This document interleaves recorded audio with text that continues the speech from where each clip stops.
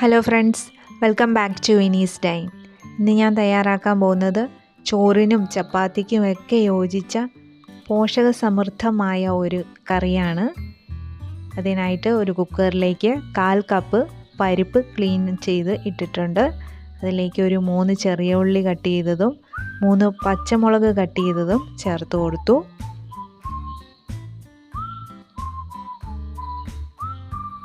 ഇനി ഒരു 1/2 ടീസ്പൂൺ ഉപ്പുപൊടി ചേർത്ത് കൊടുക്കാം. ഇനി ഇതിലേക്ക് ആവശ്യത്തിന് വെള്ളം, അത് മൂടി നിൽക്കാൻ ആവശ്യത്തിന് വെള്ളം കൂടെ ചേർത്ത് കൊടുക്കാം.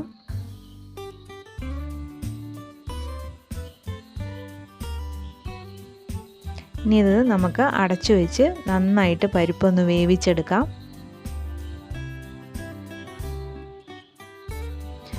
പരിപ്പ് വേകുന്ന സമയത്ത് നമുക്ക് അതിന് വേണ്ടിയിട്ടുള്ള അരപ്പ് തയ്യാറാക്കാം. അതിനായി മിക്സിയുടെ ചെറിയ ജാറ് ഞാൻ എടുത്തിട്ടുണ്ട്.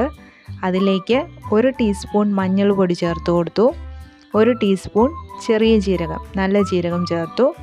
ഒരു 3 ചെറിയ ഉള്ളി കട്ട് ചെയ്തതും 3 വെളുത്തുള്ളി കട്ട് ചെയ്തതും കുറച്ച് കറിവേപ്പിലയും കൂടെ ചേർത്ത് കൊടുത്തു. ഇനി ഒരു 1/4 കപ്പ് തേങ്ങ ചിരകിയതും കൂടെ ചേർത്ത് കുറച്ച് വെള്ളം ഒഴിച്ച് നല്ല പേസ്റ്റായിട്ട് അരച്ചെടുക്കാം. നന്നായിട്ട് അരച്ചെടുക്കണം. ഇപ്പോൾ പരിപ്പ് നന്നായി വെന്ത് വന്നിട്ടുണ്ട്. നല്ല പേസ്റ്റായിട്ട് വെന്തിട്ടുണ്ട്. ഇനി കുറച്ച് വെള്ളവും കൂടെ ചേർത്ത് അതിനെ ഒന്ന് മിക്സ് ചെയ്ത് വീണ്ടും ഫ്ലെയിം ഓണാക്കി കൊടുത്തിട്ടുണ്ട്.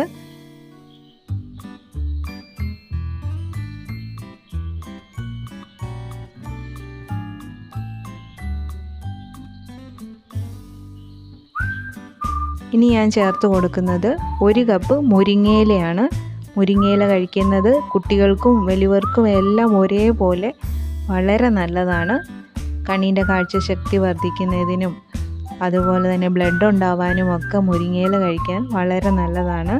അയൺ ഡെഫിഷ്യൻസി ഉള്ളവർക്കൊക്കെ വളരെ നല്ലതാണ്. ഡെയിലി നമ്മുടെ ഫുഡിൽ മുരിങ്ങയില ഉൾപ്പെടുത്തുന്നത് നല്ലതാണ്. മുരിങ്ങയില പെട്ടെന്ന് തന്നെ വെന്ത് വരും. ഒന്ന് തിളച്ച് കഴിയുമ്പോൾ തന്നെ വേകും. മുരിങ്ങയില നന്നായി വെന്ത് വന്നു. അപ്പോൾ അതിലേക്ക് നമ്മൾ അരച്ചു വെച്ചിരുന്ന തേങ്ങാക്കൂട്ട് ചേർത്ത് കൊടുക്കാം.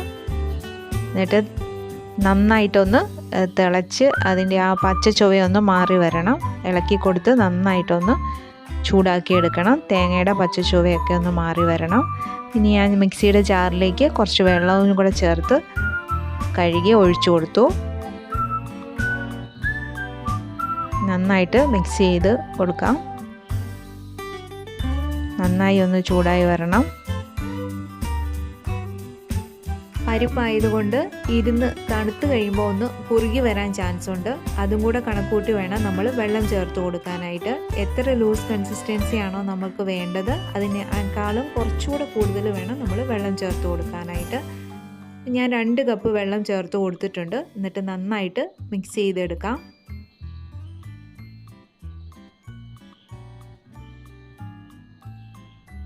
തിള വരുന്നിടം വരെ നമുക്കൊന്ന് ഇളക്കി കൊടുത്ത് ചൂടാക്കി എടുക്കണം. 1 ടീസ്പൂൺ ഉപ്പുപൊടിയും കൂടെ ചേർത്ത് കൊടുത്തിട്ടുണ്ട്. നന്നായിട്ട് മിക്സ് ചെയ്ത് ഞാൻ നന്നായി ചൂടായി ഒന്ന് തിള വരട്ടെ. അന്നേരം നമുക്ക് ഫ്ലെയിം ഓഫ് ചെയ്യാവുന്നതാണ്.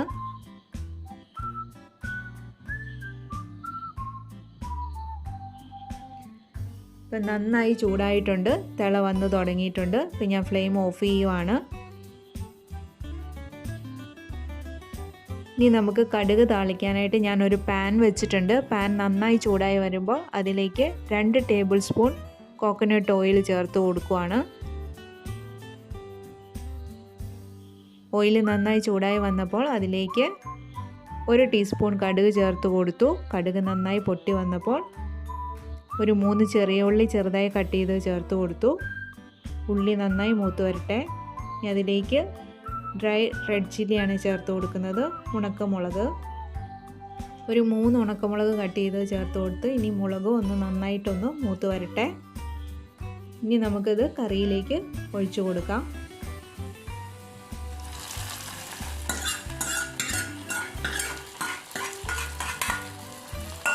ഇനി ഉടനെ തന്നെ നമുക്കിതൊന്ന് അടച്ചു വയ്ക്കാം കുറച്ച് സമയം.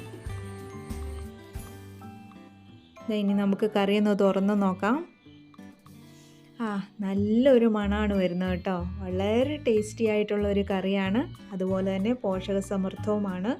മുരിങ്ങയില വലിയവർക്കും കുട്ടികൾക്കും എല്ലാം ഒരേപോലെ വളരെ നല്ല ഒരു ലീഫി വെജിറ്റബിളാണ് മുരിങ്ങയില. കുട്ടികൾക്കാണെങ്കിൽ ബുദ്ധി വളർച്ചയ്ക്കൊക്കെ വളരെ നല്ലതാണ്. ഡെയിലി നമ്മുടെ എല്ലാവരുടെയും ഭക്ഷണത്തിൽ കുറച്ചെങ്കിലും മുരിങ്ങയില ഉൾപ്പെടുത്തുന്നത് വളരെ നല്ലതാണ്. ഡയബറ്റിക് പേഷ്യൻസിനും അതുപോലെ ബ്ലഡ് ഉണ്ടാവാനും എല്ലാം നല്ലതാണ് മുരിങ്ങയില.